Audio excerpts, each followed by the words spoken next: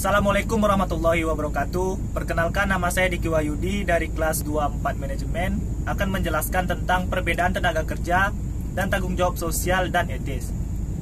Tenaga kerja adalah seseorang yang telah berada dalam usia kerja, yaitu 18 tahun sampai 22 tahun. Dalam Undang-Undang Nomor 13 Tahun 2003 Bab 1 Pasal 1 Ayat 2 disebutkan, setiap orang yang telah dapat menghasilkan barang untuk dirinya sendiri maupun orang lain telah dinamakan pekerja.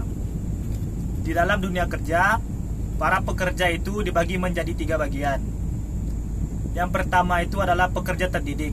Pekerja terdidik ialah pekerja yang memiliki skill-skill atau ilmu di bidang-bidang tertentu seperti guru, dokter, dan yang lain-lain. Pembagian yang kedua yaitu pekerja terlatih. Pekerja terlatih itu tidak jauh beda dengan pekerja terdidik, tetapi pekerja terlatih ini dia mendapatkan pengalamannya itu di dalam pekerjaan seperti mekanik, engineer, dan yang lain-lain.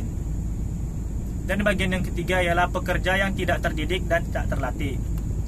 Pekerja ini hanya mengandalkan tenaganya saja yang terdapat di toko bangunan, pembangunan kerja, buruh, dan yang lain-lain. Kita masuk yang kedua, pengertian tentang tanggung jawab sosial. Tanggung jawab sosial adalah tanggung jawab setiap perusahaan kepada lingkungan di sekitarnya, meliputi masyarakat, komunitas, dan kreditor. Tanggung jawab perusahaan ini meliputi dia tuh bagaimana bisa menjalankan bisnisnya tanpa mengganggu masyarakat sekitar atau dan yang lain-lain. Tanggung jawab perusahaan ini terdiri dari tanggung jawab terhadap konsumen, terhadap karyawan, terhadap kantor, tanggung jawab terhadap kreditornya, terhadap pemegang saham, terhadap lingkungan di mana perusahaan itu berada, dan komunitas-komunitas di sekitar perusahaan itu berada. Pengertian yang ketiga ialah etis. Etis atau etika bisnis ialah suatu kode etik setiap perusahaan untuk menjalankan perusahaannya agar dapat berjalan dengan lancar dan menghasilkan value yang tinggi.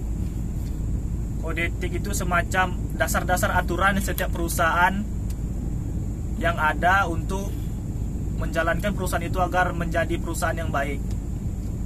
Setiap perusahaan itu pasti memiliki etis perusahaannya masing-masing. Dan tadi yang ditanya perbedaan di sini perbedaan antara tenaga kerja, lingkungan sosial, dan etis. Kalau dibilang berbeda, memang berbeda. Tenaga kerja itu lebih ke arah orangnya meliputi orangnya,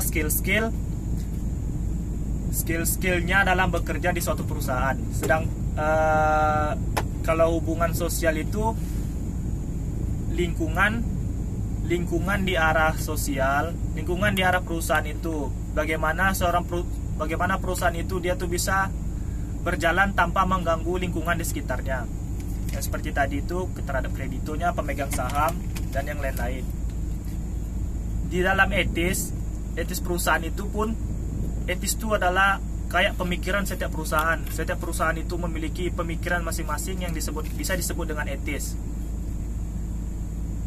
Dengan etis yang kuat, dengan pekerja yang bagus, dan tanggung jawab sosial yang tinggi terhadap lingkungan di sekitarnya, maka suatu perusahaan itu dapat berjalan dengan baik dan dapat menghasilkan omset yang baik bagi bisnis partnernya ataupun orang-orang yang di dalam perusahaan tersebut.